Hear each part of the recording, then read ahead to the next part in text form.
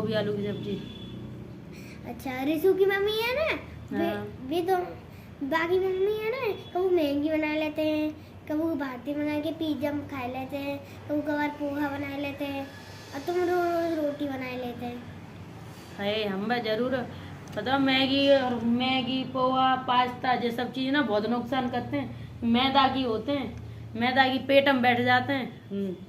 और रोजाना हमेशा सवेरे सवेरे टाइम से रोटी खाओगे ना तो पेट भरतो है और शरीर स्वस्थ रहता है।